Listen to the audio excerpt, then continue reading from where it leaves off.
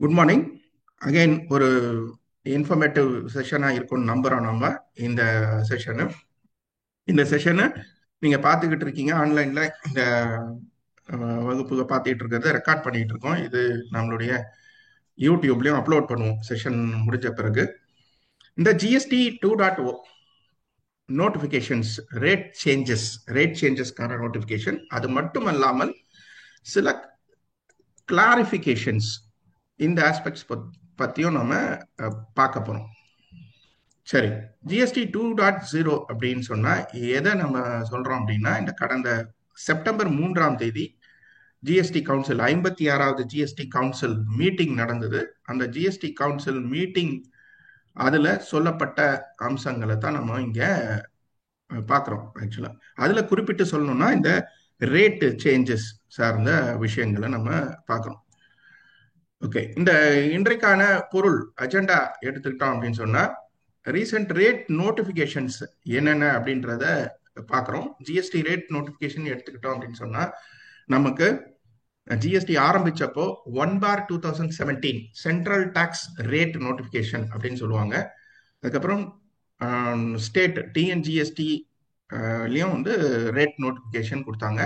So இந்த CST rate நோட்டிஃபிகேஷன்ஸும் IGST rate notifications இது ரெண்டுமே வந்து ரொம்ப முக்கியமான விஷயம் ரேட்ஸை பொறுத்த வரைக்கும். அதுல தான் நமக்கு வந்து ப்ராடக்ட்ஸை பத்தியான என்டையர் கிளாசிபிகேஷன் இன் ஷெடியூல்ஸா கொடுத்துருப்பாங்க. ஷெடியூல்னு எடுத்துக்கிட்டோம்னா நம்ம வந்து ஷெடியூல் 1, 2, 3ன்னு சொல்லி ரேட் வைஸ் பிரிச்சு கொடுத்துருப்பாங்க. 0%, 2.5%, 6%, 9%, 14%, இந்த மாதிரியான கிளாசிபிகேஷன்ல ஷெடியூல்ஸ் பிரிக்கப்பட்டிருக்கும். ஸோ ஏன் நான் 2.5ன்னு சொல்றேன்னா, இது சிஜிஎஸ்டி நோட்டிபிகேஷன்ல 2.5ன்னு போட்டுச்சுன்னா என்ன அர்த்தம்னா, அது எஸ்ஜிஎஸ்டியில் ஒரு 2.5 சேர்ந்தா 5%ன்னு அர்த்தம். அது ஆக்சுவலா 6%ன்னு சொல்றேன்னா, அது சிஜிஎஸ்டி நோட்டிபிகேஷன்ல 6%, எஸ்ஜிஎஸ்டி 6% சேர்ந்தா அது 12%ன்னு அர்த்தம். அதே ஐஜிஎஸ்டி ரேட் நோட்டிபிகேஷன்ல போனீங்கன்னா 12%ன்னு பொதுவாக போட்டிருக்கோம், 5%ன்னு சொல்லி முழுமையாகவே போட்டிருக்கோம். சரியா? ஸோ இந்த ரேட் நோட்டிபிகேஷன்ஸ் என்னென்ன மாற்றங்களை நமக்கு இப்போ ஏற்படுத்தியிருக்கு அப்படின்றத பார்க்க போறோம். சட்ட ரீதியான அறிக்கைகளை ரெஃபர் பண்ணியே என்னென்ன அப்படின்றதும் பார்க்குறோம். Then how to proceed the rate changes in Tally prime. So நம்ம அனைவரும் பொதுவாக பயன்படுத்துகிற சாஃப்ட்வேர்னு எடுத்துக்கிட்டோம்னா டாலி சாஃப்ட்வேர் தான், டாலி பிரைம் சாஃப்ட்வேர் தான் பயன்படுத்திட்டு இருக்கோம் இல்லையா? ஸோ இந்த டாலி பிரைம் சாஃப்ட்வேர்ல எப்படி இந்த ஜிஎஸ்டி ரேட்டை நம்ம பல்க் சேஞ்சஸ் ஆல்ட்ரேஷன் பண்றதுனா பண்ணலாம், இல்லை இண்டிவிஜுவல் ஸ்டாக் ஐட்டம்ஸை எப்படி சேஞ்ச் பண்றது அப்படின்ற ஆஸ்பெக்ட்ஸும் நம்ம இங்க பார்க்க போறோம். அடுத்தது new clarification circular on discounts பத்தி நமக்கு 12th செப்டம்பர் 2025 இப்போ ரீசெண்டா இந்த கவுன்சில் மீட்டிங்க்கு பிறகு நமக்கு இந்த 12th செப்டம்பர் 2025 அப்போ ஒரு நோட்டிபிகேஷன் சர்க்குலர் கொடுத்துருக்காங்க, வழிகாட்டுதல். அதுல ஒரு 3 சினாரியோஸ் போட்டு அந்த 3 சினாரியோஸ்க்கான விளக்கம் கொடுத்துருக்காங்க. இந்த விளக்கம் சர்க்குலர் வந்து ஆல்ரெடி நமக்கு 7th மார்ச் 2019 அப்போ கொடுக்கப்பட்ட ஒரு சர்க்குலருடைய தொடர்ச்சியா தான் நம்ம பார்க்கணும். Frequently asked questions, FAQs in GST rate changes, அதை பத்தியும் நம்ம இன்னைக்கு பார்க்க போறோம்.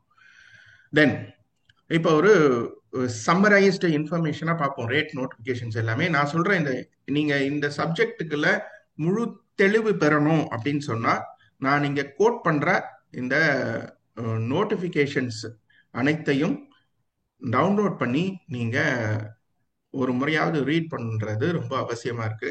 எனவே இங்க நம்ம பதிவு பண்ணி உள்ள லாகின் பண்ணவங்க எல்லாருக்குமே வந்து பாத்தீங்கன்னா நீங்க கொடுத்துருக்கிற இமெயில் ஐடிக்கு ஒரு 1-2 நாட்கள்ல நான் இங்க குறிப்பிட்டு சொல்லக்கூடிய அனைத்து நோட்டிபிகேஷன்ஸ் மற்றும் இந்த பிரசன்டேஷனுக்கான டாக்குமெண்ட் எல்லாமே அந்த மெயிலுக்கு அனுப்பப்படும். ஒரு 1-2 நாட்கள்ல நாங்க அனுப்புவோம். சரிங்களா? ஸோ இப்போ ஃபர்ஸ்ட் 1/2017 சிடினா central tax rate notification.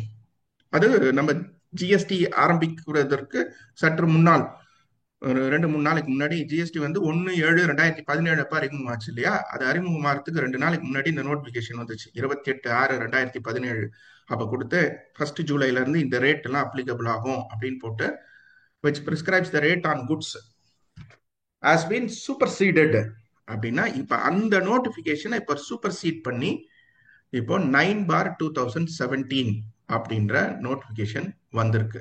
So உங்களுக்கு தெளிவுக்காக I am just getting in to details of this notification. இந்த நோட்டிபிகேஷன்ஸும் நான் உங்களுக்கு சர்க்குலேட் பண்றேன். இப்போ just to get in to this notification இப்போ நான் இதை கிளிக் பண்ணி போறேன். ஸோ 1/2017 உங்களுடைய தெளிவுக்காக நான் இந்த நோட்டிபிகேஷன்ஸ்குள்ள போறேன். நான் பாருங்க.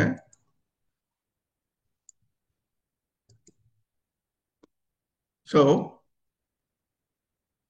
இந்த 2017 நோட்டிபிகேஷன்ல என்ன குறிப்பிட்டிருக்காங்கன்னு பாத்தீங்கன்னா 2.5% ஷெட்யூல் 1 கீழேவும் 6% 11 ஷெட்யூல் 2 கீழேவும் நான் சொன்னேன் இல்லையா ஆரம்பத்தில் உங்களுக்கு அறிமுகத்தில் சொன்ன பாருங்க 9% ஷெட்யூல் 3 என்றும் 14% ஷெட்யூல் 4 என்றும் 1.5% அது ஷெட்யூல் 5.125% வந்து ஷெட்யூல் 6 இந்த மாதிரியான கிளாசிபிகேஷன்ஸ்ல இருந்தது. அது இல்லாம 0.75 இந்த ரியல் எஸ்டேட் துறையில அந்த ஒரு கிளாசிபிகேஷன் ஷெட்யூல் 7 ஆகும் குறிப்பிடப்பட்டு இருந்தது. ஆக்சுவலா இது வந்து நம்ம இந்த நோட்டிபிகேஷன் 1/2017 அதனுடைய வழிகாட்டுதல்.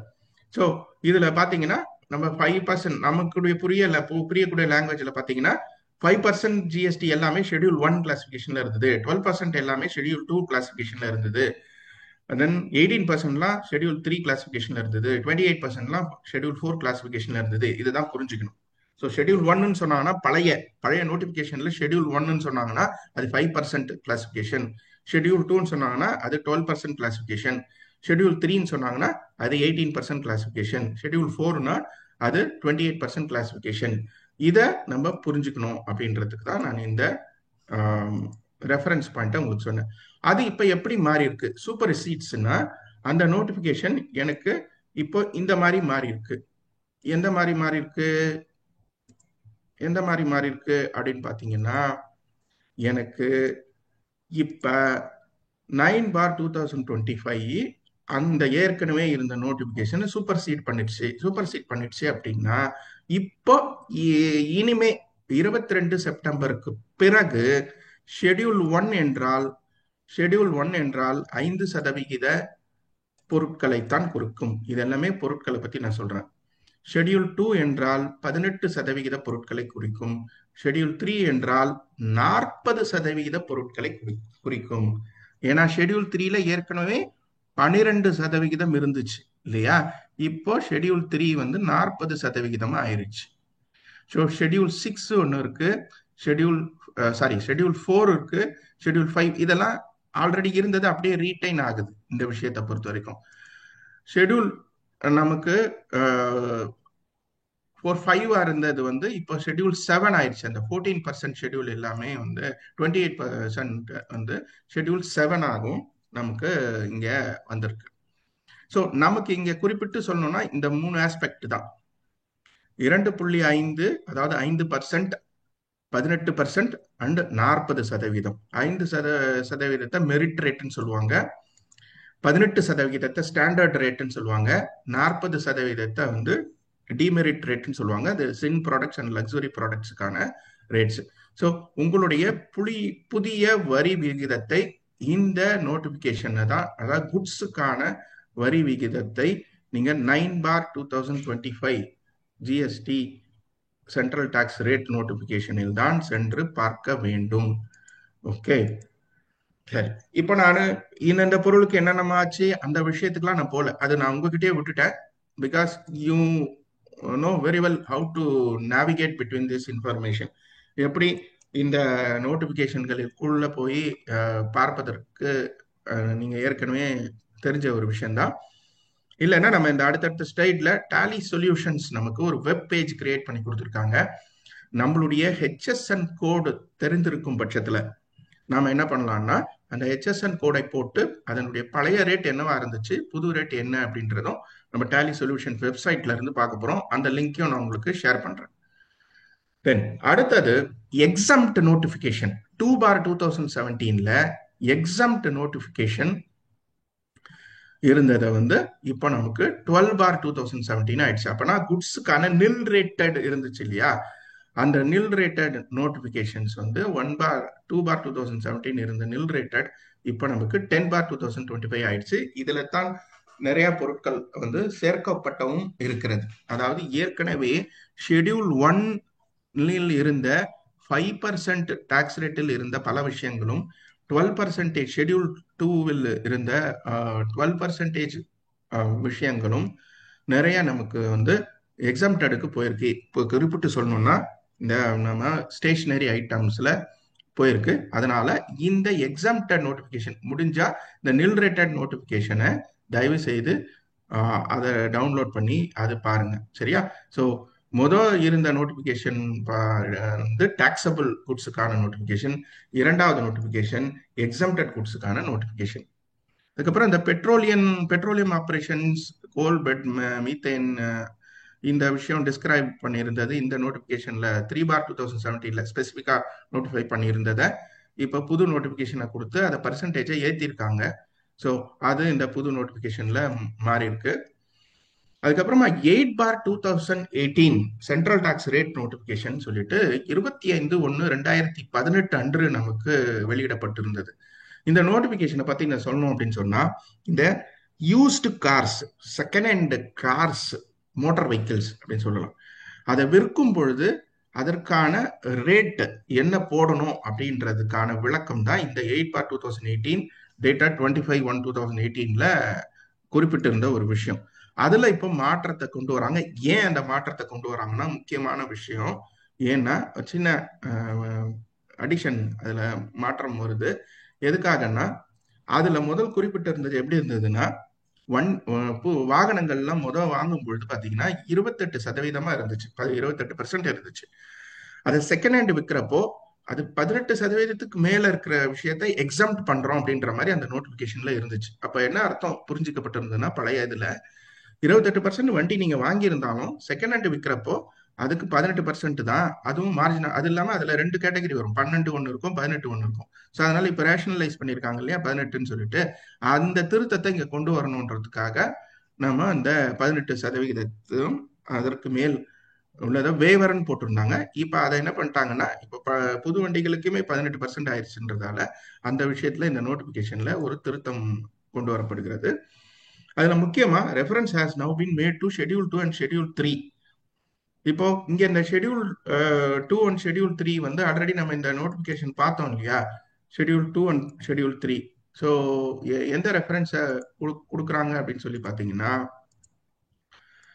அதாவது நம்மளுடைய ஷெட்யூல் 2ன்றது 18% மற்றும் ஷெட்யூல் 3 என்பது 40%. ஏன்னா இப்போ நமக்கு ஹேட்ச்பேக், செடான் இந்த மாதிரி கார்களுக்கு எல்லாமே 18%, லக்ஸரி கார்ஸுக்கு 40% ஆயிடுச்சு இல்லையா.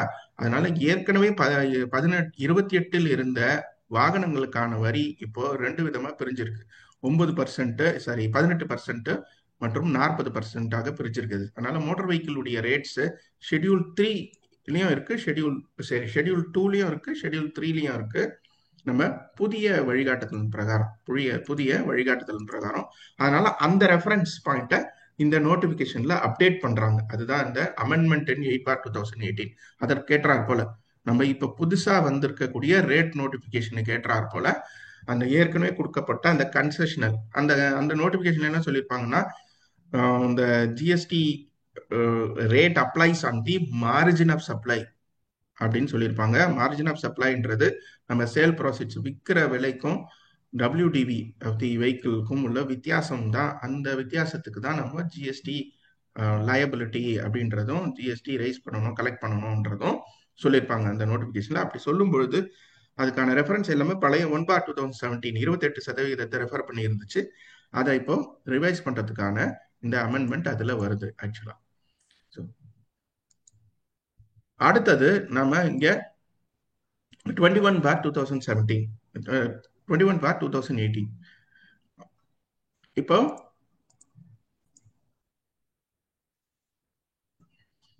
இந்த 21/2018 அது 26/7/2018 அப்போ வந்திருக்கு. இது எதற்காக அப்படின்னு சொல்லி பார்த்தீங்கன்னா, இந்த ஹேண்டிகிராஃப்ட் கைவினை பொருட்கள் அதுக்கான விஷயம் கொடுத்த நோட்டிபிகேஷன் அது இப்ப சூப்பர்சீட் ஆகி புதிய நோட்டிபிகேஷன் வந்திருக்கு. இது பெரிய விளக்கம் நான் எதுவும் கொடுக்க விரும்பல. நீங்க நான் இதுல திரையில் குறிப்பிட்டிருக்க இந்த நோட்டிபிகேஷன்ஸ்குள்ள போய் பாருங்க. You will get lot of idea. அடுத்த விஷயம் தான் இங்க முக்கியம் நமக்கு ஆக்சுவலா.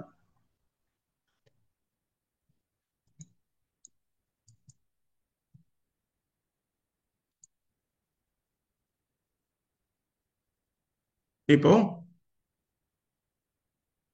இந்த முக்கியமா இந்த bricks, fly ash bricks, then bricks and blocks இது பண்றாங்க பாத்தீங்கன்னா, அந்த பிரிக்ஸ் இதுல இந்த 4 product, building brick, earthen and roofing tile, இது எல்லாத்துக்கும் மட்டும் இந்த 12% வந்து ரீடைன் பண்றாங்க. இதுக்கு மட்டும் மாற்றம் இல்லாம அப்படியே ரீடைன் ஆகுது. இது ஏற்கனவே இல்ல, எனக்கு ஒரு சந்தேகம் இருக்கு, நான் தேடிக்கிட்டு இருக்கேன் இந்த ஆஸ்பெக்ட். ஆக்சுவலா ஏற்கனவே இந்த ஒரு விஷயத்துக்கு மட்டும் 2 ஆஸ்பெக்ட் இருந்துச்சு.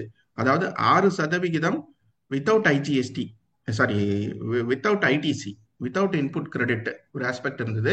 அப்ப 6%, அதுல 3% 3%, வித் ஐடிசி வேணும்னா 6% பிளஸ் 6% 12%. இந்த ஆஸ்பெக்ட் தொடருது அப்படின்னு நம்பலாம். அதுக்காக தான் இங்க ரீப்ளேஸ் பண்ணியிருக்காங்க. இந்த இந்த 4 ப்ராடக்ட்ஸ்க்கு மட்டும், இந்த fly ash bricks, fly ash aggregates, fly ash block, அந்த பிரிக்ஸ் அண்ட் பிளாக்ஸ் வீடு கட்டும் அந்த இதை பயன்படுத்தக்கூடிய இதை தான் சொல்லுவாங்க. டெக்னிக்கலா அந்த இண்டஸ்ட்ரியில இருக்கிறவங்களுக்கு அது புரியும்னு நினைக்கிறேன் இந்த விஷயம். அடுத்தது இந்த 11/2017 இது என்னன்னா, நம்மளுடைய சப்ளை ஆஃப் சர்வீசஸ்க்கான ரேட். எப்படி குட்ஸுக்கு பார்த்தோமோ 1/2017, இங்க சப்ளை ஆஃப் சர்வீசஸ்க்கு 11/2017 ஒரிஜினல் நோட்டிபிகேஷன் இருந்தது. அதை அப்படியே இப்ப ரீப்ளேஸ் பண்ணி இங்க 15/2025 கொண்டு வந்துட்டாங்க. இதுல ரொம்ப கவனமா இந்த நோட் 15/2017 கவனமா உள்ளுக்குள்ள அப்படியே போய் பாத்தீங்கன்னா, நமக்கு 2-3 சேஞ்சஸ் வந்து நம்மளால உள்வாங்கிக்க முடியும். என்ன அப்படின்னு சொல்லி பாத்தீங்கன்னா, பர்டிகுலரா இந்த goods transporting agent, GTA, GTA அந்த இதுல பாத்தீங்கன்னா, நமக்கு ஏற்கனவே எப்படி இருந்துச்சு, ஒண்ணு அவரு ரிவர்ஸ் சார்ஜ்ல கஸ்டமரையே பே பண்ணிக்க சொல்லி சொல்லலாம். இரண்டாவது 5% கலெக்ட் பண்ணி அப்படியே கவர்மெண்ட்டுக்கு ரெமிட் பண்ணிடணும், ஃபார்வர்ட் பண்ணிடணும் கவர்மெண்ட்டுக்கு, without adjusting any input credit in his business. Goods transporting ஏஜென்ட்டுக்கு நான் சொல்றேன், ஏற்கனவே இருந்த நடைமுறை. அப்படி இல்லைன்னா 12% அவர் பில் கலெக்ட் பண்ணி அவரு இன்புட் கிரெடிட் அட்ஜஸ்ட் பண்ணிக்கிட்டு பே பண்ணலாம் அப்படின்னு நடைமுறை இந்த 11/2017 சொல்லப்பட்டிருந்துச்சு. அது இப்ப எப்படி மாத்துறாங்கன்னா, அந்த 12 இல்ல இல்லையா, அதனால யாரெல்லாம் goods transporting agent input credit எடுக்கணும்னு விருப்பப்படுறவங்க, அதாவது குட்ஸ் டிரான்ஸ்போர்ட் ஏஜென்ட்டா இருக்கிறவங்க, டிரான்ஸ்போர்ட் சர்வீஸ் பண்றவங்கள நான் சொல்றேன். நம்ம ஜிடிஏக்கு பே பண்றவங்கள பத்தி சொல்லல, ஜிடிஏ சர்வீசஸ் எடுத்துக்கிறவங்கள, கன்சியூம் பண்றவங்கள பத்தி நான் சொல்லல, ஜிடிஏ சர்வீஸ் ப்ரொவைட் பண்றவங்கள பத்தி நான் சொல்றேன். ஸோ இந்த ஜிடிஏ சர்வீஸ் ப்ரொவைட் பண்றவங்க, ஜிடிஏ சர்வீஸ் ப்ரொவைட் பண்றவங்க பாத்தீங்கன்னா, இப்போ 12 போட்டு கலெக்ட் பண்ணி இன்புட் அட்ஜஸ்ட்மெண்ட்டுக்கு யூஸ் பண்ண முடியாது, 18 கலெக்ட் பண்ணணும்னு சொல்றாங்க. அப்ப அந்த இடத்துல இது வரைக்கும் நம்ம எல்லா இடத்துலயும் கேள்விப்பட்டது ஜிஎஸ்டி ரேட் குறைஞ்சதை தான் பார்த்தோம். இந்த இடத்துல மட்டும் ஜிடிஏ ஐடிசி என்ஜாய் பண்ணணும்னா 18 போடணும்னு மாறி போச்சு. 12 இல்லை, இப்போ 18 மாறிச்சு. இப்படியாக சில விஷயங்கள். அதே போல ஜாப் ஒர்க் இண்டஸ்ட்ரியில பாத்தீங்கன்னா, நமக்கு 12% ஜாப் ஒர்க் இருந்தது எல்லாமே இப்போ 18%க்கு மாறிடுச்சு. அதர் மேனுஃபேக்சரிங் சர்வீசஸ் மட்டும் இருந்தது, இப்போ எல்லா ஜாப் ஒர்க்குமே வந்து 18% கேட்டகரியில மாறி போச்சு. இப்படியாக சில விஷயங்கள், மாற்றங்கள் இந்த 15/2015, அதாவது டாக்ஸபிள் சப்ளை ஆஃப் சர்வீசஸ், சர்வீசஸ்க்கான டாக்ஸ் ரேட்டை குறிப்பிடும் நோட்டிபிகேஷன் இது 15/25. This is with reference to the 11/2017 original notification on taxable supply of services. அடுத்தது அமெண்ட்மெண்ட். இதுல நடந்த அமெண்ட்மெண்ட்ஸ் பத்தி ஒரு சின்ன குயிக்கா நான் இப்ப சொன்ன விஷயங்களை இங்க பிரீஃப் பண்ணியிருக்கோம். இங்க வேற ஒன்றும் இல்லை. ஸோ அதே தான் ரிப்பீட் ஆகுது. இப்போ வந்து இங்க பாத்தீங்கன்னா significant amendments relating to transportation of goods. இப்போ நான் சொன்னேன் இல்லையா, transportation of goods in containers by rail by any person other than Indian railways. multimodal transportation of goods, where at least two different modes of transport are used by a multimodal transporter from a place of acceptance of goods to the place of delivery of goods. Renting of goods carriage, renting of goods carriage, where the cost of fuel is included in the consideration charged from the service recipient, delivery charges, job work services. இப்போ நான் சொன்னது எல்லாமே இது எல்லாமே அந்த 12ல இருந்த ஆஸ்பெக்ட்ஸை கொஞ்சம் realign பண்ணி 18க்கு மாறிடுது. ஸோ வெல்பீயிங், தி ஃபிசிக்கல் வெல்பீயிங் சர்வீசஸ் எக்ஸெட்ரா, இந்த அமெண்ட்மெண்ட்ஸ் எல்லாம் அதுல குறிப்பிட்டு சொல்ற மாதிரி இருக்கு. உள்ளுக்குள்ள போய் பாருங்க. சரியா?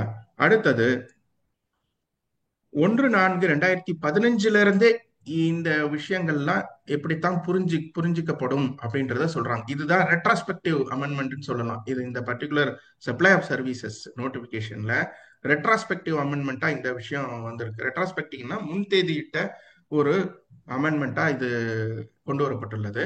அதுல குறிப்பிட்டு சொல்லணும்னா the definition goods transport agency அப்படின்றது has been substituted. என்னவா மாத்திருக்காங்கன்னா இப்போ to mean any person who provides service in relation to transportation of goods by road and issues a consignment note by whatever name called but does not include அந்த இதுல goods transporting agentல இவர்கள் சேர மாட்டார்கள் அப்படின்னு யார சொல்றாங்கன்னா இந்த e-commerce operator by whom the services of local delivery are provided. அப்போ இந்த பிளிப்கார்ட் அமேசான் மூலமா டிரான்ஸ்போர்ட் பண்றாங்கல்ல, அவங்க இதுல சேர மாட்டாங்க. ஏன்னா ஜிடிஏன்னு வரதால அவங்களுக்கு இந்த ஜிடிஏ காம்ப்ளிகேஷன்ஸ் எல்லாம் இருந்தது. அதை ரிலீவ் பண்றதுக்காக இந்த வேலை பண்ணியிருக்காங்க. Then second, e-commerce operator through whom the services of local delivery are provided. அந்த சர்வீஸ் ப்ரொவைட் பண்ற GTA service e-commerce operator, logistics சொல்லணும், லிட்டரலா சொல்லணும்னா இந்த இ-காமர்ஸ் ஆபரேட்டருக்கு பிளிப்கார்ட் அமேசான் மாதிரியான நிறுவனங்களுக்கு லாஜிஸ்டிக்ஸ் ப்ரொவைட் பண்ற கம்பெனி. இது பிளிப்கார்ட் அமேசான் மட்டும் சொல்ல முடியாது. இப்போ ஸ்விக்கி ஜொமேட்டோ மாதிரியான ஆஸ்பெக்ட்லயும் ஃபுட் டெலிவரி, தென் இந்தியா மார்ட், கிராசரிஸ் எல்லாம் வந்துருச்சு. இப்போ நிறைய டெலிவரி வந்துருச்சு. ஜெப்டோலாம் நான் பார்த்துருக்கோம். அதில் எல்லாமே அதெல்லாமே இ-காமர்ஸ் டெலிவரி இதுதான். அதில் இந்த ஜிடிஏ கான்செப்ட் அப்ளை ஆகாது. ஜிடிஏ டெஃபினேஷனுக்குள்ள அவங்க அந்த டிரான்ஸ்போர்ட்டேஷன் அப்ளை ஆகாதுன்றத விளக்கத்தை ரொம்ப தெளிவாக சொல்லியிருக்காங்க இங்கே. தென் டெஃபினிஷன் முக்கியமாக அந்த recognised sporting event, handicrafts goods, mode of transport, multi modal transfer, இந்த மல்டி மாடல் டிரான்ஸ்போர்ட்டர் அப்படின்ற ஆஸ்பெக்ட்லாம் புதுசா இன்சர்ட் பண்ணியிருக்காங்க. இந்த டெஃபினிஷன்ஸையும் தயவு செய்து பாருங்க. இது எல்லாத்துக்கும் அந்த நம்ம 15/2015 GST rate notification on supply of services நம்ம பார்க்கணும். 15/2017 GST rate notification on supply of services dated 17th September 2015 முழுமையா பாருங்க. நோட்டிபிகேஷன்ஸ் எல்லாம் உங்களுக்கு நான் மெயில் பண்றேன். ஓகே, தென் அடுத்தது 16/2025 ஒரு நோட்டிபிகேஷன் வந்திருக்கு. இது எதை சூப்பர் சீட் பண்ணிருக்கு அப்படின்னா 12/2017 2017 12/2017 அப்படின்னு சொல்லி அது சப்ளை ஆஃப் சர்வீசஸ்க்கான ஒரு நோட்டிபிகேஷன் ஒன்று சொல்லியிருந்தாங்க. லிஸ்ட் எக்ஸம்டட் சப்ளை ஆஃப் சர்வீசஸ்க்கான நோட்டிபிகேஷன், அதை சூப்பர் சீட் பண்றது தான் இந்த 16 16/2025 நோட்டிபிகேஷன் சொல்லலாம். ஸோ இது exemption available to services by way of transportation of goods shall not apply to local delivery services. இது ஏற்கனவே நான் உங்களுக்கு சொன்னேன். இ-காமர்ஸ் ஆபரேட்டர் இது வந்து அந்த டெஃபினிஷன்ல ஜிடிஏ டெஃபினிஷன்ல தூக்கிட்டாங்க. அது மட்டும் இல்லாமல் இது எக்ஸம்டட் சப்ளை ஆஃப் சர்வீசஸ்ல வந்துருச்சு. Following new entries have been inserted for the purpose of exemption. எக்ஸம்ஷனுக்கு இந்த சில புதிய என்ட்ரிஸும் அதில் என்டர் பண்ணியிருக்காங்க. என்னன்னா, services of life insurance business provided by an insurer to the insured where the insured is not a group. இப்போ அந்த குரூப்னா என்ன டெஃபினிஷன், அதுக்கும் பின்னாடி வருது. இந்த குரூப் டெஃபினிஷன்லாம் கொடுக்குறாங்க அந்த இதுல. அப்போ இன்சூரன்ஸ் பாலிசிலாம் எங்களுக்கு ஜிஎஸ்டி கிடையாதுன்னு சொன்னாங்க இல்லையா, அந்த ஆஸ்பெக்ட் தான் இது சொல்றாங்க. அப்படின்னா என்னன்னா, இதுக்கு முன்னாடி வரைக்கும் எப்படி இருந்துச்சு, 21ஆம் தேதிக்கு முன்னாடி இருந்தது, செப்டம்பர் 21 முன்னாடி எப்படி இருந்துச்சுன்னா, ரிஸ்க் பிரீமியம், அந்த ரிஸ்க் பிரீமியம் அண்ட் இன்னொரு பிரீமியம் சொல்லுவாங்க, ஈக்விட்டியா யூனிட் லிங்க்டு பிரீமியம் சம்திங் சொல்லுவாங்க. என்னால் கரெக்டான அந்த டேர்ம் சொல்ல முடியல. அந்த ஒரு பர்டிகுலர் எலிமெண்ட்டுக்கு மட்டும்தான் ஜிஎஸ்டி இருந்தது. அந்த ஜிஎஸ்டியும் எடுத்துடுறாங்க இப்ப. Then health insurance, services of health insurance premium. ஏன்னா இது ரெண்டுமே எலிமெண்ட்டும் எக்ஸம்டட் சப்ளை ஆஃப் சர்வீசஸ்ல வந்துடுது. ஹெல்த் இன்சூரன்ஸ் பிசினஸ்ல கூட insurance, health insurance, medical insurance, accident insurance, இதுக்கான ஜிஎஸ்டியும் எடுக்கப்பட்டு விட்டது. ஆக்சுவலா the above exemptions shall apply to a contract of insurance where the insured is an individual, தனி நபரா இருக்கும் பட்சத்துல, or an individual and family of the said individual. ஒரு தனி நபரோ தனி நபருடைய ஃபேமிலி ஹெல்த் இன்சூரன்ஸ்லாம் எடுக்கிறாங்கல்ல, அதெல்லாம் கூட இன்க்ளூடட் இதுல. Family shall include all individual insured as family in the contract of insurance. Reinsurance of above mentioned insurance also இதே service exempted சர்வீசஸ்லயே வருது. ரீஇன்சூரன்ஸ்னா அது இன்சூரன்ஸ் கம்பெனிகளுக்கு இடையில நடக்கக்கூடிய ஒரு ப்ராசஸ். அது இன்சூரன்ஸ் கம்பெனிகளுக்கு இடையிலே ஒரு இன்சூரன்ஸ் அது இன்னொருத்தர்கிட்ட ரீஇன்சூரன்ஸ் மாதிரி, அதாவது மேல் அடமானம் வைக்கிற மாதிரி வச்சுக்கலாம். நம்ம புரிஞ்சுக்கணும்னா, ஒரு நகையை ஒரு பேங்க்ல அடமானம் வைக்கிறோம், இல்லை ஒரு தனியார் நிதி நிறுவனத்தில் அடமானம் வைக்கிறோம்னா அவங்க இன்னொருத்தர்கிட்ட எடுத்து போய் அதை அடமானம் வைக்கிறாங்கல்ல, அந்த மாதிரி வச்சுக்கலாம். தென் ஃபர்தர் கிளாரிஃபிகேஷன்ஸ் அப்படின்னு பார்த்தீங்கன்னா, இதை ஏன்னா இந்த எக்ஸம்டட் சப்ளை ஆஃப் சர்வீசஸ் நோட்டிஃபிகேஷன்ல சில ஃபர்தர் கிளாரிஃபிகேஷன், இந்த குரூப்ன்ற வார்த்தை பயன்படுத்தப்பட்டிருந்தது இல்லையா, அதுக்கான விளக்கம் கொடுக்குறாங்க. Group means group of persons who join together with a commonality of purpose, ஒரு பொது நலனுக்காக, or for engaging in a common economic activity other than availing insurance and includes சொல்லி எதை இன்க்ளூட் பண்றாங்க அப்படின்னு சொன்னா, எம்ப்ளாயர், நான் எம்ப்ளாயர், இது எல்லாமே இன்க்ளூட் ஆகுது. எம்ப்ளாயர்னா எம்ப்ளாயி குரூப்ஸ், வேற an employer-employee relationship exists between the master and group policy holder. இந்த குரூப் இன்சூரன்ஸ் எல்லாம் போடுறாங்க இல்லையா, அதுக்கான விளக்கம் இங்க வந்திருக்கு. நான் எம்ப்ளாயர்னா எம்ப்ளாயி குரூப்ஸ் வேற clearly evident relationship exists between the master and group policy holder and the members of the group for services activities other than insurance. Health insurance பிசினஸ்னா என்ன விளக்கம் இங்க கொடுக்குறாங்க, means the effective contracts which provides for sickness benefits or medical, surgical, hospital expense benefits, whether inpatient or outpatient, travel cover and personal accident cover அப்படின்னு சொல்லிட்டு. தென் இந்த exempted notification சர்வீசஸ்ல பார்த்தீங்கன்னா, local delivery service notified under 9(5). உங்களுக்கு தெரியும், அந்த e commerce operator நேரடியா அவரே GST collect பண்ணி கட்டக்கூடியது. அதுல நமக்கு ஆல்ரெடி ஒரு 4 சர்வீசஸ் நம்ம ஆல்ரெடி நோட்டிஃபை பண்ணியிருக்காங்க. இந்த 9(5) நிறைய பேர் அது 9(5) வந்து ரிவர்ஸ் சார்ஜ்லாம் தவிர ப்ரொஜெக்ட் பண்றாங்க. இது ரிவர்ஸ் சார்ஜ் கிடையாது. 9(5)ன்றது தேர்ட் பார்ட்டி, நம்மளுடைய டாக்ஸை தேர்ட் பார்ட்டி ஒருத்தர் கலெக்ட் பண்ணி கட்டுறாரு. அது தேர்ட் பார்ட்டின்றது இந்த இ காமர்ஸ் ஆபரேட்டர் அவரே கலெக்ட் பண்ணி கட்டுறாரு. மீடியேட்டர்னு கூட சொல்லலாம். நம்மளுடைய ஏஜென்ட் வந்து அவரே கலெக்ட் பண்ணி கட்டிடுறாருன்னு சொல்லலாம். அவர் என்ன மாதிரி டிரான்சாக்ஷன்ஸ், 4 டிரான்சாக்ஷன்னா, house keeping services, accommodation services, passenger transport services, then restaurant services. So house keeping services, நமக்கு restaurant services, passenger transport services, accommodation services, இந்த 4 சர்வீசஸ் ஆல்ரெடி நமக்கு இந்த 9(5)ல இருந்துச்சு. அதுல அந்த லோக்கல் டெலிவரி சர்வீசஸ் நோட்டிஃபை பண்ணி அதை நம்ம services by way of local delivery have been notified under 9(5). Consequently, obligation to discharge GST on such services shall be on the electronic commerce operator. அவரே வந்து பண்ணோம், அது GTA வராது.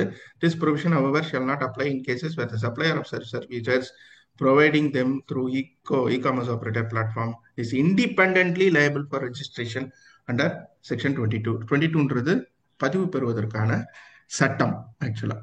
ஸோ இந்த 9(5) அப்படின்றது எந்தெந்த விஷயத்தை குறிப்பிடுது அப்படின்னு சொன்னா, நம்ம house keeping services, accommodation services, passenger transport services, restaurant services. அதாவது ஸ்விக்கி ஜொமேட்டோலாம் ஆர்டர் பண்ணீங்கன்னா, ஸ்விக்கி ஜொமேட்டோக்கு சப்ளை பண்ற அந்த ஹோட்டலுங்க எக்ஸாம்டட் சப்ளைல காமிச்சிருவாங்க. பட் ஸ்விக்கி ஜொமேட்டோ அதுக்கான ஜிஎஸ்டி கலெக்ட் பண்ணி கட்டுவாங்க. அதே போல நம்ம இந்த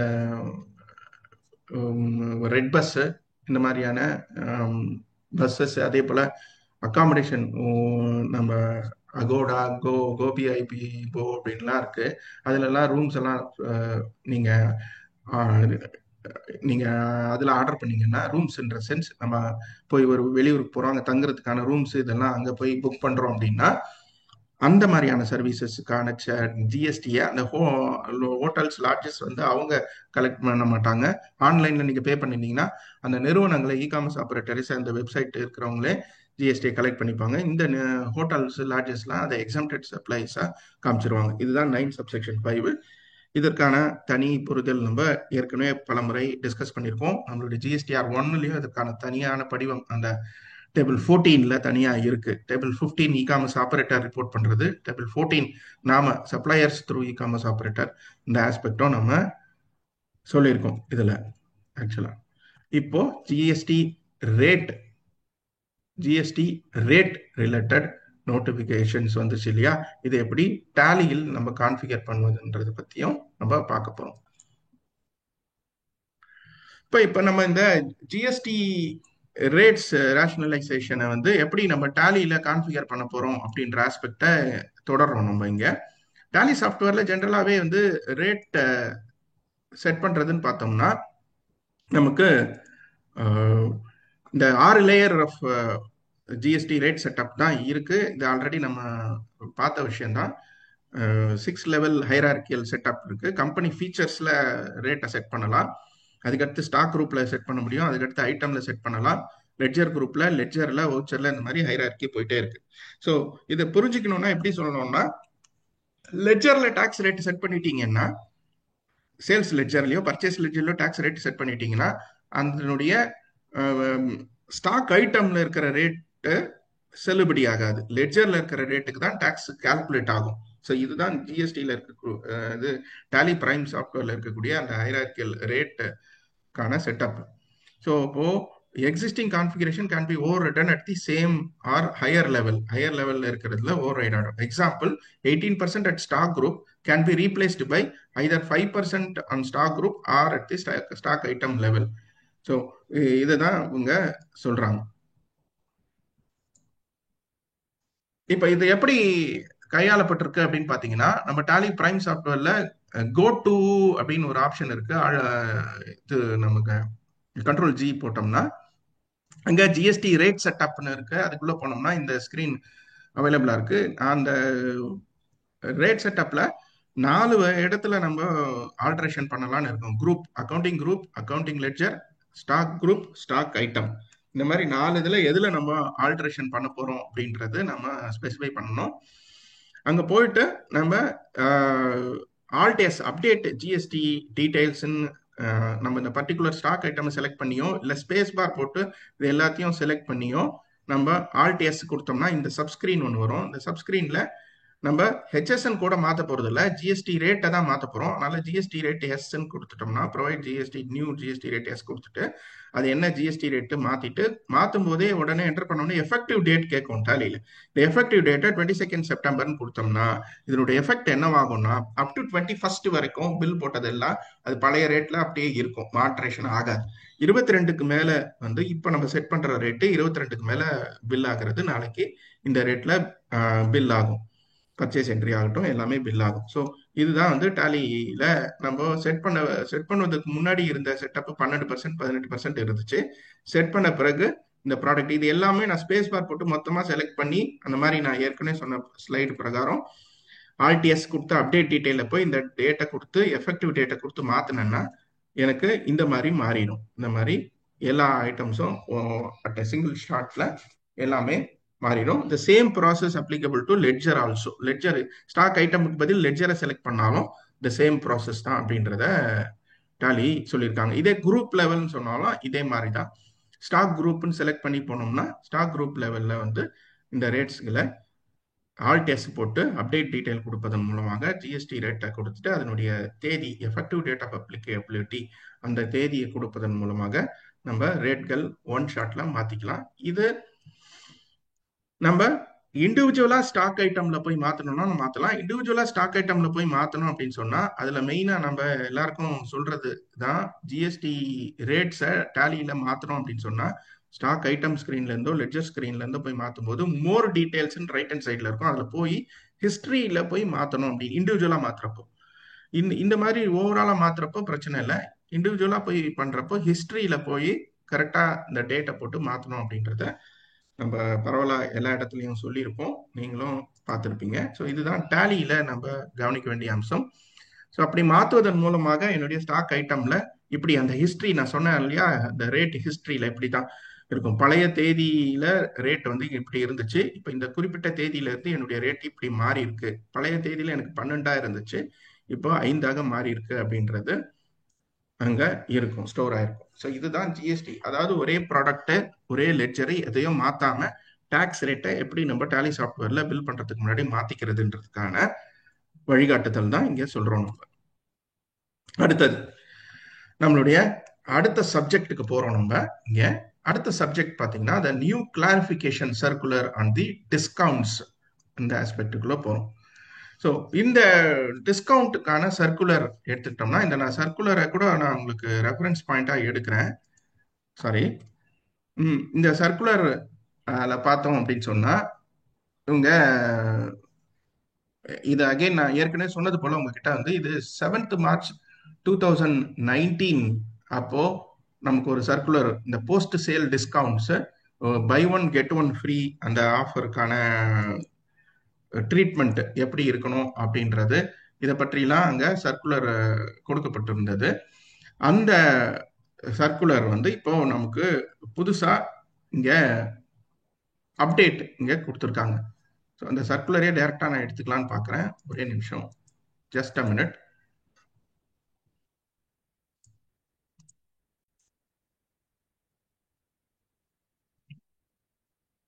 இப்போ இந்த circular clarification circular on the discounts, clarification on various doubts related to treatment of secondary or post sale discount, இதற்காக 12th September 2025 அப்போ நமக்கு புதுசா ஒரு சர்க்குலரை கொடுத்துருக்காங்க ஆக்சுவலா. ஸோ இங்க சொல்லும்போது ஒரு 3 சினாரியோ பத்தி சொல்றாங்க. the first scenario, whether the full input tax credit is available to the recipient of supply when recipients make discounted payments to supplier of goods or on account of commercial credit note issued by supplier, said supplier சொல்றாங்க. அதாவது சீக்கிரமா பணம் கொடுத்துறதா, எனக்கு வந்து credit period 60 நாள் இருக்கு, நான் 30 நாளைக்குள்ள நான் சப்ளையருக்கு பேமெண்ட் பண்ணேன் அப்படின்னு சொன்னா சப்ளையர் என்ன சொல்றாருன்னா, நீங்க சீக்கிரமா பணம் கொடுத்தீங்கன்னா எனக்கு இதுல ஒரு 1% 2% டிஸ்கவுண்ட் இருக்கு, அதுக்கு நான் செப்பரேட்டா கிரெடிட் நோட் இஷ்யூ பண்றேன் அப்படின்னு சப்ளையர் உங்ககிட்ட சொல்றான்னு வச்சுங்களேன். அப்படியாக நாம சப்ளையர் கொடுக்குற கிரெடிட் நோட்டை நம்ம புக்கில் என்ன பண்ணுவோம்னா அது ஒரு அடிஷ்னல் ரெவென்யூ மாதிரி தான் நமக்கு இருக்கும். அதனால நான் P&L அடிஷ்னல் ரெவென்யூவா நம்ம காமிச்சிருப்போம், discount on so and so purchases அப்படின்னு சொல்லிட்டு. ஏர்லி பேமெண்ட் டிஸ்கவுண்டா இருக்கலாம், இல்லை ஏதாவது டிஸ்கவுண்ட் பேர் நேம் ஏதாவது வச்சிருந்துருக்கலாம். ஸோ அப்படியான விஷயங்களை வந்து நாம கடந்த காலங்களில் ஒரு பெரிய டிபேட்குள்ள ஒரு விஷயமாகவும் அசஸ்மெண்ட்ல அதற்கான நிறைய கேள்விகளும் எழுந்துட்டு இருந்தது. அதுக்கு ரெஃபரன்ஸ் பாயிண்ட் எங்க இருந்ததுன்னா நம்ம இது வரைக்கும் 7th March 2019 சொல்லி அந்த சர்க்குலர் தான் ரெஃபர் பண்ணிடணும்.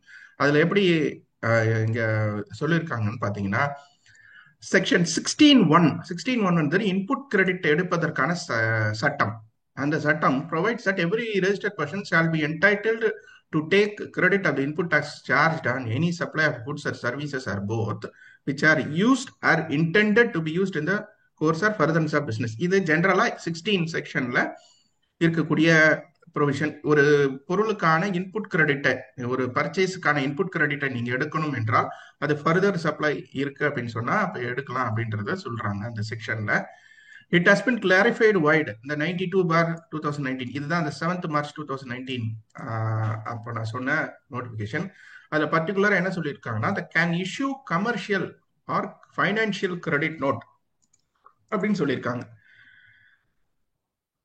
then he will not eligible to reduce his original tax liability. அப்பனா என்ன அர்த்தம்னா அந்த கிரெடிட் நோட்ல டாக்ஸ் போடாம ஜிஎஸ்டி போடாம கிரெடிட் நோட் இஷ்யூ பண்ணலாம் அப்படின்றது. அப்ப என்ன, கிரெடிட் நோட்ல டாக்ஸ் போட்டோம்னா லைபிலிட்டி குறையும் இல்லையா?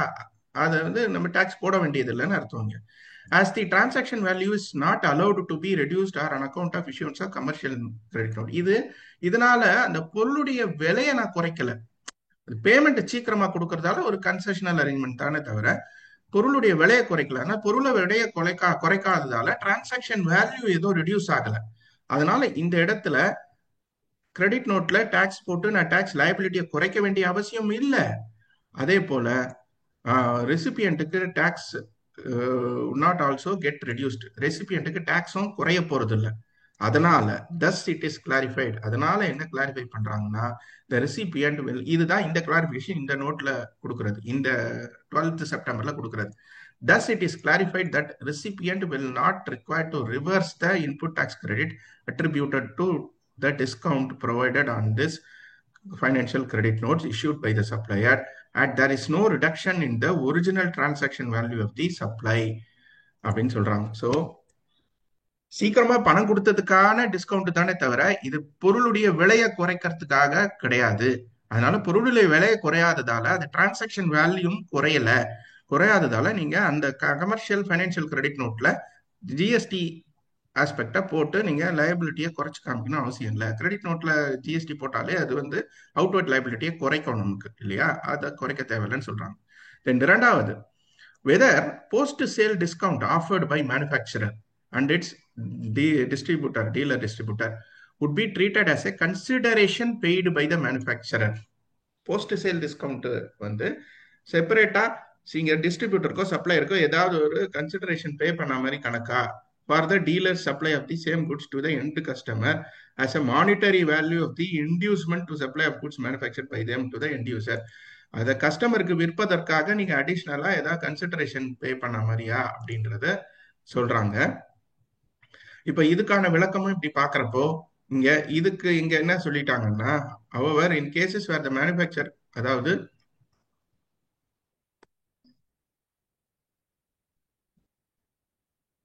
இந்த ஆஸ்பெக்டையும் என்ன பண்ணிடுறாங்கன்னா, மேல இருக்கிறத நான் முழுசாவே படிச்சிடறேன். In cases where there is no agreement, அதாவது இந்த எலிமெண்ட்ல தான் பார்க்கும்போது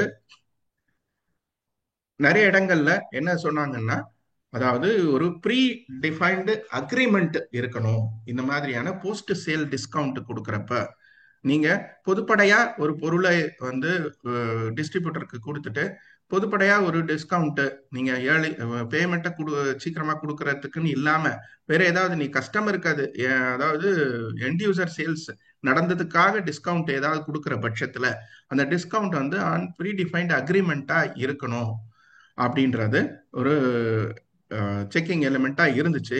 அதை இந்த இடத்துல இந்த கிளாரிபிகேஷன்ல ரொம்ப முக்கியமா இதை ரிமூவ் பண்றாங்க இந்த ஆஸ்பெக்டுக்கு.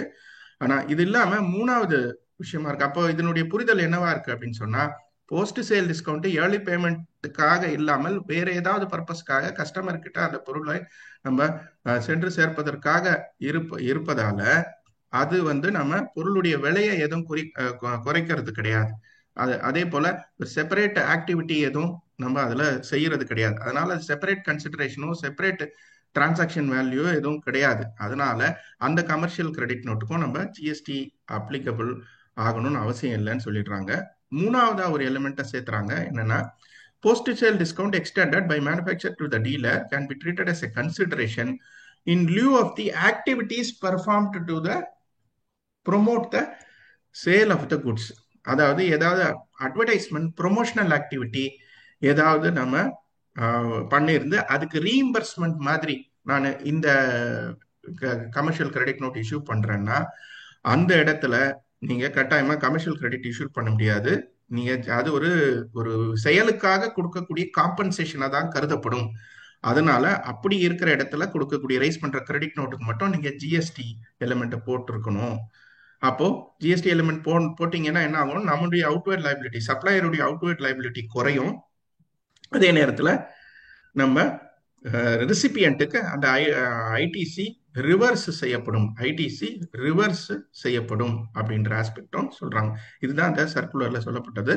இதை சம்மரைஸ்டா சொல்லணும் அப்படின்னு சொன்னா, ஏர்லியர் நம்ம வந்து இந்த ஏர்லி பேமெண்ட் டிஸ்கவுண்ட்டுக்கும் போஸ்ட் சேல் டிஸ்கவுண்ட்டுக்குமான அக்ரிமெண்ட் அப்படின்ற ஒரு ஆஸ்பெக்டை வந்து இப்போ தேவையில்லை அப்படின்னு ரிலாக்ஸ் பண்றாங்க. Requirement to establish a discount based on agreement entered before or at the time of supply and linking it specifically with the relevant invoices removed right now. But activities அதே நேரத்தில் சொல்லும்போது இப்போ ஆக்டிவிட்டி பேஸ்டு ரீஎம்பர்ஸ்மெண்ட் மாதிரி இருந்ததுன்னா அதை வந்து சப்ளையாக தான் கருதப்படும். அதுக்கான டிரான்சாக்ஷன் வேல்யூக்கு ஜிஎஸ்டி நம்ம கிரெடிட் நோட்ல ஜிஎஸ்டி போட்டு தான் நம்ம கிரெடிட் நோட் கொடுக்கணும். அதனால இம்பாக்ட் நம்ம ரெசிபியன்ட் அந்த ஐடிசியை ரிவர்ஸ் பண்ற மாதிரி இருக்கும் அப்படின்ற ஆஸ்பெக்டும் சொல்றாங்க. The buyer must reverse ITC when discount is passed via credit note அப்படின்ற ஆஸ்பெக்டும் அதுல வந்திருக்கு. ஸோ இதுல இந்த 3 விஷயத்த கவனிக்கணும். போஸ்ட் சேல் டிஸ்கவுண்டாக இருக்கும் பட்சத்துல அல்லது ஏர்லி பேமெண்ட் டிஸ்கவுண்டாக இருக்கும் பட்சத்துல commercial and financial credit note issue பண்ணலாம். ஆனால் ஆக்டிவிட்டி பேஸ்டு டிஸ்கவுண்டாக இருந்துச்சுன்னா அதுக்கு கிரெடிட் நோட் வித் ஜிஎஸ்டி தான் நம்ம போட்டு இஷ்யூ பண்ற மாதிரி இருக்கும் அப்படின்ற ஆஸ்பெக்டை தெளிவுபடுத்துறாங்க இங்க ஆக்சுவலா.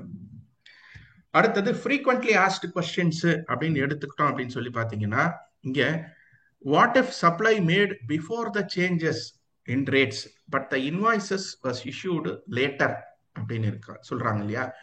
இதுக்கு ஜிஎஸ்டியில நம்ம சிஜிஎஸ்டி ஆக்ட் சட்டத்துல செக்ஷன் 14 ரொம்ப தெளிவா சொல்லுது. நீங்க எல்லாரும் தேவைப்பட்டா அந்த செக்ஷனை கூட ஒரு தடவை நீங்க செக் பண்ணி பார்க்கலாம். செக்ஷன் 14 வந்து டைம் ஆஃப் சப்ளை நம்ம 12 and 13 time of supply 12 time of supply for குட்ஸை பத்தி பேசியிருக்கோம். 13 டைம் ஆஃப் சப்ளை ஃபார் சர்வீசஸ்க்கு இருக்கும். அதுக்கடுத்து 14ல பாத்தீங்கன்னா time of supply for rate changes GST rate சேஞ்சஸ்க்கான டைம் ஆஃப் சப்ளை பத்தி சொல்லியிருக்கோம். அதுல என்ன சொல்றாங்கன்னா the tax will be applicable based on the invoice date or the payment date whichever is earlier. So payment முன்னாடி கொடுத்துருக்கீங்களா இல்லை இன்வாய்ஸ் முன்னாடி rice பண்ணிருக்கீங்களா whichever is earlier அந்த டேட்ல என்ன டாக்ஸ் ரேட் இருந்ததோ அந்த டாக்ஸ் தான் அப்ளை ஆகும் அப்படின்னு சொல்றாங்க இந்த இடத்துல. இப்போ புரிஞ்சுக்கணும் அப்படின்னு சொன்னா 21ஆம் தேதிக்கு முன்னாடி பேமெண்ட் கொடுத்துட்டே ஒருத்தர், ஆனா பில்லு நீங்க பின்னாடி தான் ரைஸ் பண்ண போறீங்கன்னா உங்களுக்கு ஜிஎஸ்டி பழைய ரேட்ல தான் ஜிஎஸ்டி நீங்க பில் போட்டு கொடுக்கணும்ன்றத இங்க சொல்றாங்க. What if advance has been received before the changes? இப்போ ஃபுல் பேமெண்ட் தரல, ஆனால் அட்வான்ஸ் மட்டும் வாங்கியிருக்காங்க before the change, but supply or invoice is not issued. So tax will be applicable based on the earliest of this. Again the same scenario applies. Payment R advance. Payment என்பது முழு payment சொல்றது, advance என்பது part of the payment சொல்றது. இது ரெண்டுத்தில் எது நடந்திருந்தாலும் நம்ம rate change நடப்பதற்கு முன்னாடி இது நடந்திருக்கிறதால ரேட் சேஞ்ச் நடப்பதற்கு முன்னாடி என்ன ரேட் இருந்துச்சோ அதுதான் நம்ம இன்வாய்ஸ்ல போட்டு கொடுக்கணும்ன்றத சொல்றாங்க. செக்ஷன் 14 இன் சிஜிஎஸ்டி ஆக்ட்ல what will happen to the ITC for purchases made before the change. அதான் நம்ம இங்க பலர் நம்ம கிட்ட கேட்டது. 28% நான் குட்ஸ் எல்லாம் வாங்கி வச்சுட்டேன், will I get ITC at the reduced rate? Reduced ரேட்ல நான் செல் பண்றப்போ நான் அதிகமா ரேட்ல வாங்கின டாக்ஸ் எல்லாத்தையும் கிரெடிட்டா அட்ஜஸ்ட் பண்ணிக்கலாமா அப்படின்னு. எஸ், இது obviously registered person is entitled to credit of such tax paid with the rate prevailing at the time of supply. So அதிக ரேட்டுக்கு வாங்கிட்டு குறைச்ச ரேட்டுக்கு விற்கும் போதும் அந்த இன்புட் கிரெடிட் அக்யூமுலேட் ஆன கிரெடிட்டை நான் அட்ஜஸ்ட் பண்ணிக்க முடியும். Then GST has reduced on the outward supply but already have ITC at higher rate. Can I continue to? Yes, continue to நீங்க அதை பயன்படுத்தலாம். முதன கேள்வியும் இந்த கேள்வியும் சிமிலரா இருக்கு, என்ன விதத்துல மாறி இருக்குன்னு பார்க்கலாம். What will happen to the ITC for purchases made before change? Will I get ITC at reduced rate? Registered person is entitled to the credit of such tax paid with the tax rate prevailing at the time of such supply. இது வந்து reduced rate taxable rate இருக்கணும், இருந்தா correct. இதே எக்ஸம்ப்டடா இருந்தா இந்த ஐடிசியை reverse பண்ணணும், அவ்வளவுதான். இங்க அடுத்த கேள்வியும் இது வேற மாதிரி போட்டிருக்கு. GST has reduced on the outward supply. Outward சப்ளைல அதாவது ஒரு மேனுஃபேக்சரரா இருக்கும் பட்சத்துல அந்த கேள்விக்கும் இந்த கேள்விக்கும் வித்தியாசம் பார்க்கும்பொழுது எனக்கு வந்து இது மேனுஃபேக்சரரா இருக்கும் பட்சத்துல GST reduce on outward supply but already have ITC at higher rate. Higher ரேட்ல எனக்கு ஐடிசி இருக்கு அப்படின்னா அது தாராளமா அட்ஜஸ்ட் பண்ணிக்கலாம். பட் எக்ஸம்ப்டடா இருந்தா மட்டும்தான் ரிவர்ஸ் பண்ணணும். அதுதான் அடுத்த கேள்வி. My outward supply is exempt under new GST rate schedule but I already have ITC in my credit ledger அப்படின்னா அதை ரிவர்ஸ் பண்ணி தான் ஆகும். ITC has to be reversed. எப்போ நீங்க எக்ஸாம்டடா நில் ரேட்டடா பில் பண்ண ஆரம்பிக்கிறீங்களோ அப்ப அன்னைய தேதிக்கு இருந்த ஐடிசி எல்லாமே அந்த எக்ஸாம்டட் ப்ராடக்ட்ஸ்க்குரிய ஐடிசியை ரிவர்ஸ் பண்ணி தான் ஆகணும். இது ஆல்ரெடி இருக்கிற சட்டம், இதுக்கு புதுசா எதுவும் சொல்லல இதுல. If I already have stocks on the date when rate change comes into effect, should I apply the revised rate? கட்டாயமா GST is Levitt on outward supply தான். இப்போ எல்லாரும் நான் 12% வாங்கி வச்சுட்டு 12% தானே சார் பில் பண்ணணும், இதெல்லாம் வேற கேட்கறாங்க நிறைய பேர். 12% வாங்கி வச்சுட்டு 12 தானே பில் பண்ணணும், 5க்கு குறைஞ்சிச்சுன்னு 5க்கு நான் பில் பண்ணனா எனக்கு நஷ்டம் ஆயிராதெல்லாம் கேட்கறாங்க. உங்களுக்கு தான் இன்புட் கிரெடிட் இருக்கு, நீங்க அதை அட்ஜஸ்ட் பண்ணிட்டு போக வேண்டியதுதான் ஆக்சுவலா. ஸோ இதுதான் நம்மளுடைய அப்சர்வேஷனா இன்னைக்கு செஷனுடைய விஷயமா இருந்துச்சு. இதுல ஒரே ஒரு ஆஸ்பெக்ட் மட்டும், இந்த லேபிளிங் அண்ட் ரீலேபிளிங் ஆஸ்பெக்ட் பத்தி சொல்லியிருந்தாங்க இல்லையா. இப்போ நான் உங்களுக்கு இரண்டு ஃப்ரீக்வெண்ட்லி ஆஸ்டு கொஸ்டின்ஸ் நம்ம ஜிஎஸ்டி சைட்ல ப்ரெஸ் இன்ஃபர்மேஷன் பியூரோல இருந்து கொடுத்துருந்தாங்க. நம்ம அந்த ஃப்ரீக்வெண்ட்லி ஆஸ்ட் கொஸ்டின்ஸையும் நம்ம உங்களுடைய பார்வைக்காக அதை ஓபன் பண்ணி காமிக்கிறேன். அதுல தான் நம்ம ஸோ ப்ரெஸ் ரிலீஸா நமக்கு சில கொஸ்டின்ஸ் எல்லாம் இங்க கொடுக்கப்பட்டிருந்தது. இப்போ நம்ம பார்த்தது ப்ரெசன்டேஷன்ல இருந்த summary of frequently asked questions பார்த்தோம். இங்க நம்ம ப்ரெஸ் இன்ஃபர்மேஷன் பீரோல சில ஃப்ரீக்வெண்ட்லி ஆஸ்ட் கொஸ்டின்ஸ் கொடுத்துருந்தாங்க. அந்த கொஸ்டின்ஸை நம்ம இங்க பார்த்துருவோம். ஸோ இங்க பாத்தீங்கன்னா first frequently asked question set கொடுத்துருந்தாங்க. அதுல is there any change in the threshold limit of register required, இந்த மாதிரி ஒரு கேள்வி. இதை நான் உங்களுக்கு ஷேர் பண்றேன், நீங்க பாருங்க. அகெயின் நம்ம யூடியூப்ல இந்த வீடியோ அப்லோட் பண்ணும்போதும் இந்த ஃப்ரீக்வெண்ட்லி ஆஸ்க் கொஸ்டின்ஸை லிங்க் நான் கொடுக்குறேன். Everybody can access this link. So இது எல்லாமே செல்ஃப் எக்ஸ்பிளனேட்டரியா தான் இருக்கு, பாத்துக்குங்க. இதுல ரொம்ப கவனமா பார்க்க வேண்டிய கொஸ்டின்னா ரெண்டாவது ஃப்ரீக்வெண்ட்லி ஆஸ்க் கொஸ்டின்ஸ் செட் ஒன்று இஷ்யூ பண்ணியிருந்தாங்க. அந்த ரெண்டாவது ஃப்ரீக்வெண்ட்லி ஆஸ்க் கொஸ்டின்ஸ் தான். அதுல தான் நம்மளுடைய இந்த கேள்விகள்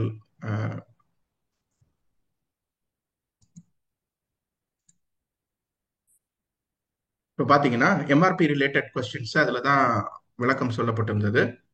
is it required to recall all relabel MRP on medicines already in supply chain before 26 September, how will the relabeling be implemented அப்படின்னு சொல்லிட்டு கேட்டிருக்கேன் ஒரு கொஸ்டின். அதுக்கு இந்த நேஷனல் பார்மசூட்டிக்கல் பிரைசிங் அத்தாரிட்டி என்பிபிஏன்னு இருக்கு, இவங்க அந்த 12th செப்டம்பர் அன்னைக்கும் 13th செப்டம்பர் அன்னைக்கும் ஒரு கிளாரிபிகேஷன் அவங்க கொடுத்துருக்காங்க ஆக்சுவலா. அதுல அந்த கிளாரிபிகேஷன்ல என்ன சொல்லியிருக்காங்கன்னா, all manufacturers marketing companies selling drugs or formulations shall revise the maximum retail price, எம்ஆர்பியை ரிவைஸ் பண்ணணும். ஏன்னா இந்த ஃபார்மா இண்டஸ்ட்ரியில தான் mostly MRP, medical devices pharma இண்டஸ்ட்ரியில தான் எம்ஆர்பி பேஸ்டு செல்லிங் நடந்துட்டு இருக்கு. ஸோ இந்த all manufacturers and marketing company shall issue a revise price list, supplementary price list in form zone, so இது கொடுத்தாகணும் அப்படின்றத சொல்றாங்க. Then recalling, relabeling or restickering on the label of container or packs of stocks released market prior to 22nd September is not mandatory அப்படின்னு எங்க சொல்றாங்க ஆக்சுவலா. recalling, relabeling, restickering on the label of container or packs. இது second FAQ வந்துச்சு, அதுல தான் இந்த aspect வந்து சொல்லியிருக்காங்க. ரீலேபிளிங் வந்து மேண்டேட்டரி கிடையாது. If manufacture marketing companies are able to ensure price compliance at the retail level, இந்த புதிய பிரைஸ் ரிவிஷனை அவங்க மெயின்டைன் பண்ணா போதும். இதை வந்து அகைன் இந்த ரெண்டு நோட்டிபிகேஷன் அவங்க அந்த ஓஎம்ஸ் சொல்றாங்க இல்லையா, இந்த NBPA national pharmaceutical pricing authority, அந்த இவங்க விஷயம் அதுல பாத்தீங்கன்னா ரொம்ப தெளிவாவே அந்த ஓஎம்ஸும் நான் இங்க உங்களுடைய பார்வைக்காக ஓபன் பண்றேன்.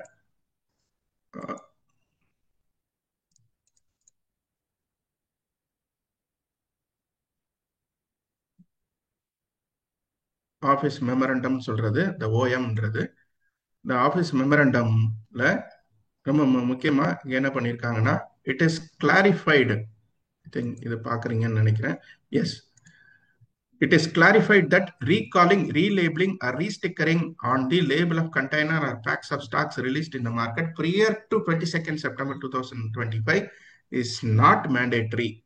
if the manufacturer or marketing companies are able to ensure price compliance at the retail level through measures mentioned above. So இது ரிவைஸ்டு ப்ரைஸில் தான் ஏன்னா ப்ரைஸ் லிஸ்ட் எல்லாம் ரிவைஸ்டு கொடுக்கணும். சப்ளிமெண்டரி ப்ரைஸ் லிஸ்ட் ஏதாவது இருந்தால் இந்த பர்டிகுலர் ஃபார்ம்ல கொடுக்கணும். அது மட்டும் இருந்தால் கேட்லாக் இருந்தால் போதும்.